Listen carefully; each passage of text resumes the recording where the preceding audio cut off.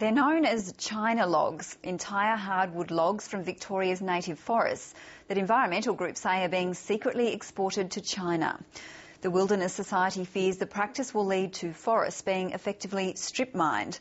Authorities are investigating whether timber companies are exploiting a legal loophole. Cheryl Hall reports. For several months, conservationists have been watching this business at Tottenham in Melbourne's west. It's been a well-known secret in the forestry industry. They're commonly known as the China logs, I understand. Conservation groups heard rumours of these logs and have been monitoring whole logs coming into that site and then being transferred into shipping containers, and those shipping containers then being taken off to a port facility. And that's the first time in Victoria's history that we've seen whole logs being exported out of the state, unprocessed, without the jobs being undertaken here in Victoria. This native hardwood is believed to have come from Victoria's Central Highlands near Healesville. It's part of a large salvage operation begun after the devastation of the Black Saturday bushfires.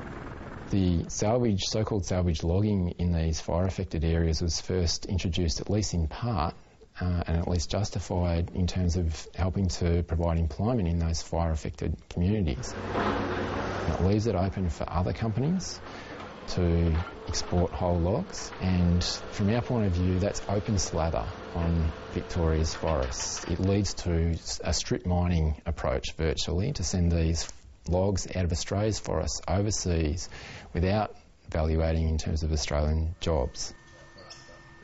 VicForests auctions timber from the state's forests. Under contract terms, timber processing is supposed to take place in Australia. The Wilderness Society says that's not happening here. All that appears to be happening at Tottenham is those logs are transferred into shipping containers, and occasionally you'll see them being cut up to fit into those containers. That's surely not processing by any definition that would satisfy a member of the public. Earlier this week, VicForests told the ABC it had telephoned the exporter and it had been assured it was meeting the minimum processing requirements. Now it's not so sure. Well, as I've just been made aware, there's a potential for some elements in our contract with them not to have been observed. But, I mean, that needs to be put to the test, and we need to do our own investigation and to put that to the company and see what the results are. Part of the investigation will be whether it is our logs that are the subject of contention or not. It seems more recently that VicForests has allowed these logs to be exported, and that's outrageous. And the Baillieu government needs to step in and take responsibility.